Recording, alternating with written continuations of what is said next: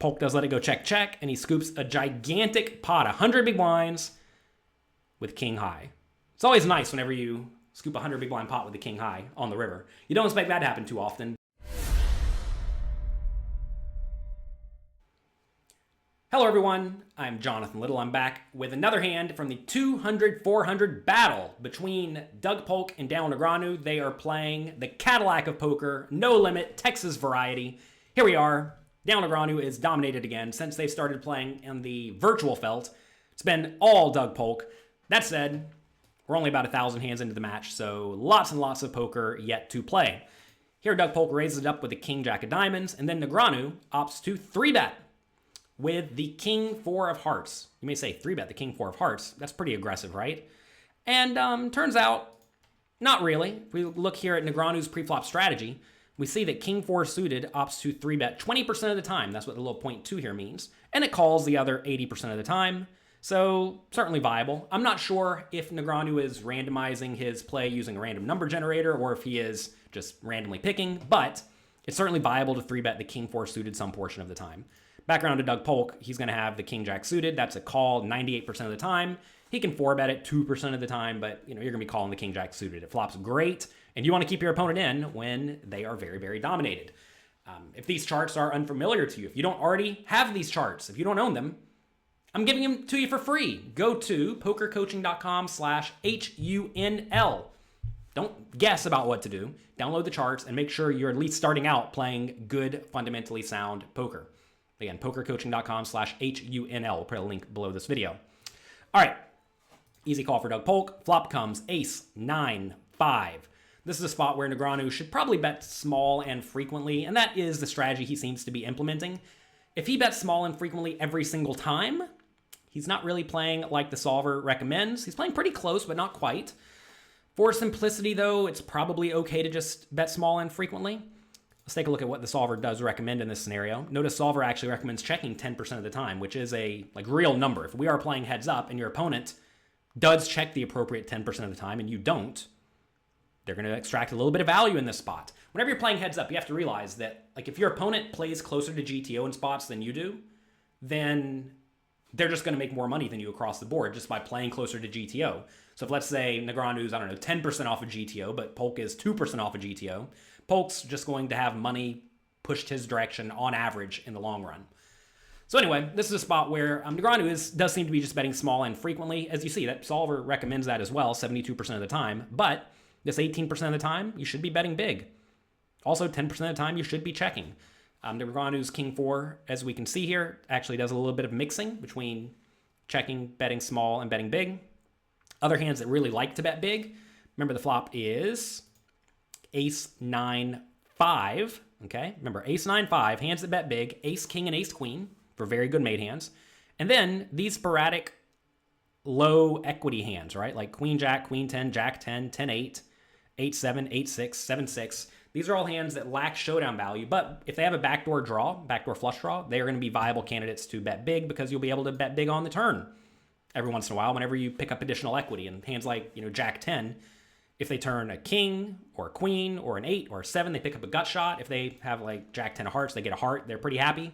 So you see, these are hands that would definitely like to bet flop, looking to bet the turn very often. You're going to find that the backdoor draws are pretty solid hands to use in your big bet sizing. Anyway, so Negreanu does bet small. Polk has a pretty easy call here, I think. Notice that Negreanu did go for about 20% pot. You may say, can you really call king high?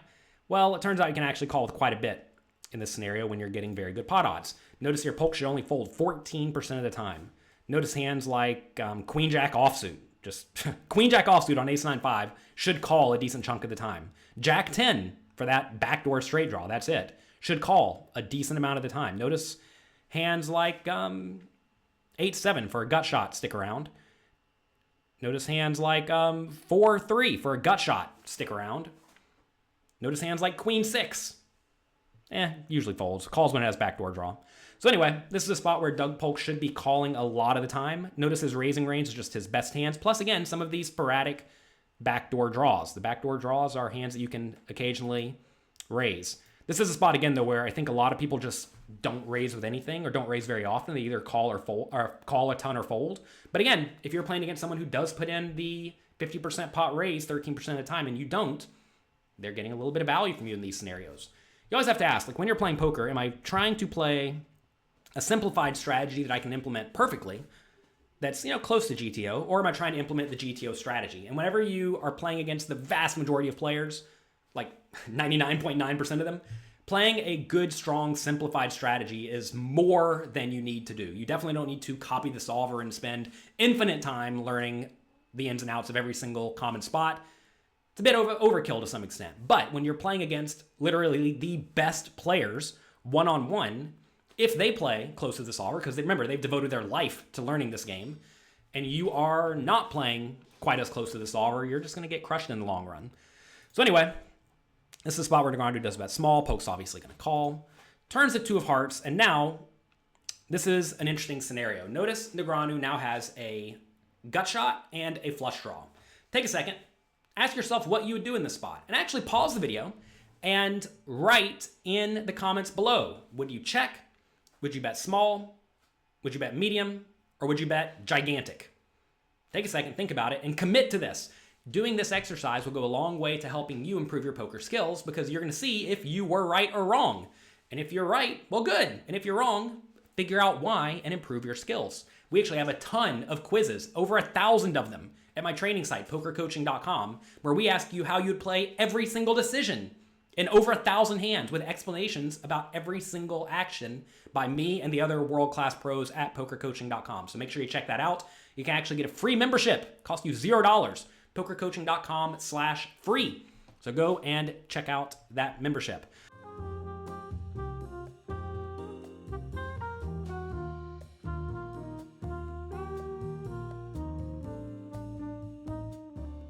All right, this is a spot where Negreanu should overbet. He should be betting big. Whenever you turn these backdoor draws, you want to be betting big with your best hands and your draws. But Negreanu goes for the small bet. And look, I don't fault him for the small bet. I think it's certainly reasonable. But let's take a look at the GTO strategy for Negreanu on the turn. It is to overbet with this King 4 a lot of the time.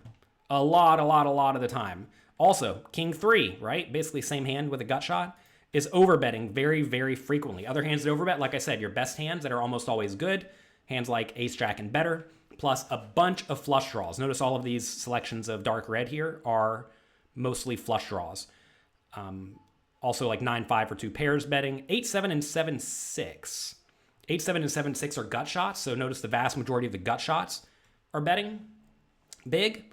And just to show how you do play your flush draws here, these are just the flush draws. Notice the aces, the weaker aces actually do a lot of checking because they can easily check and then not fold.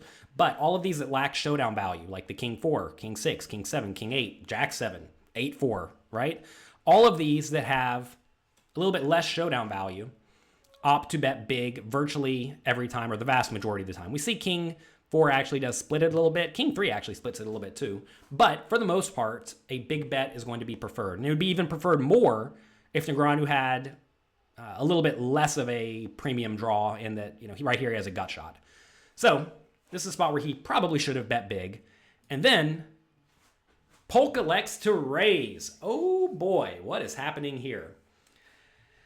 What would I have done in Polk's shoes? I don't even know. That'd be a bad spot on the turn for Polk. I'd probably call, but I would hate it because whenever you're, again, facing these small bets, you need to stick around pretty wide. Let's actually take a look at what the solver does in Polk's scenario. Notice solver either calls or folds in Polk's scenario, right? However, recognize we've already kind of gotten off the GTO script here because Negreanu should have bet big on the turn, right? Notice here, Negreanu actually doesn't even do a whole lot of small betting.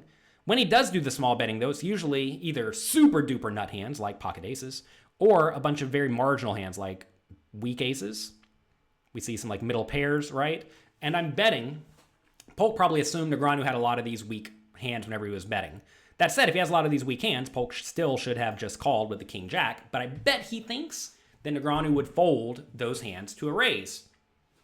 And I'm just going to presume that's the case because you see here, King Jack is a pure call. It basically never raises, right? So given that hand basically never raises, why would Polk raise? He must assume that Negreanu is betting small with mostly thin-ish value hands, and he'll fold to a turn raise the vast majority of the time. Now, if that's the case, what should Negreanu do?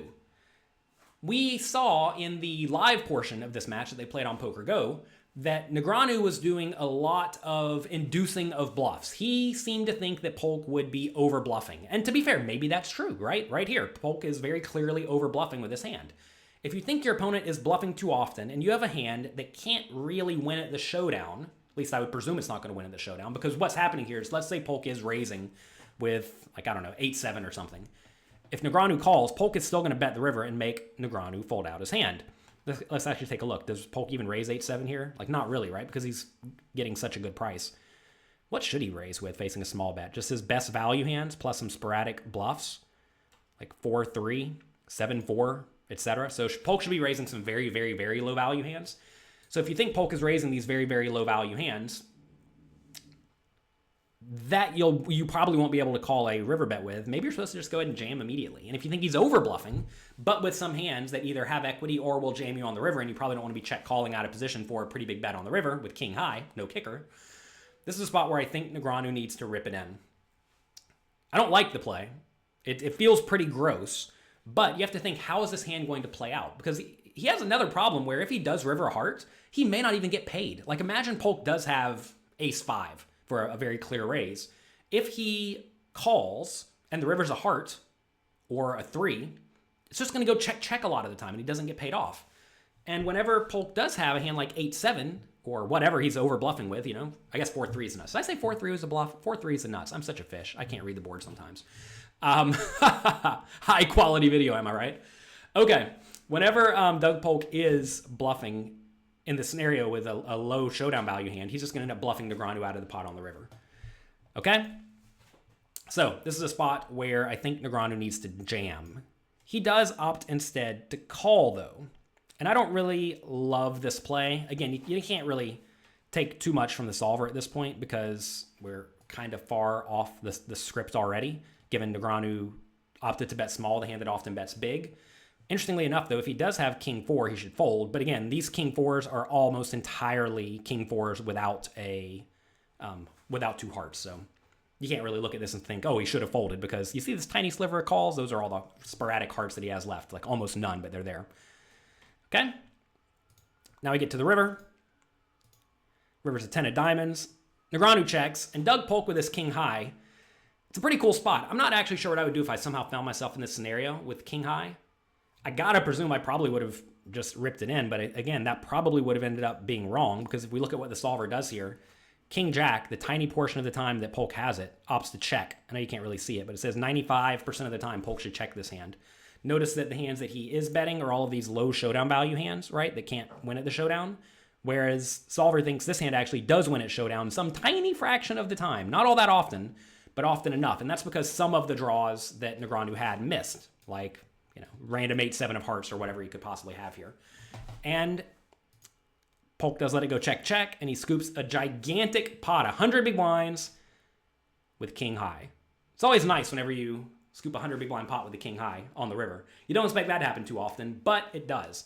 And this is a pretty neat hand because it shows perhaps an exploit that Polk made against Negreanu's strategy that worked out pretty well. Raise wide on the turn, because you think he's going to overfold. If he does call, it's going to be mostly really good hands that aren't going to fold to a river bet anyway, or draws that you actually do pretty well against, right? Because if Negreanu is behind with a draw, notice all draw, or the majority of draws are behind Polk's hand, king jack actually wins whenever you let it go check on the river. So pretty neat scenario where another giant pot is pushed towards Doug Polk. So that's going to be it for today. Hope you enjoyed this video. If you did, click like, click subscribe. Make sure you practice your board reading abilities. If you don't know how to read the board, it may not go too well for you. Have a great day. Good luck. And I'll talk to you next time. Bye-bye.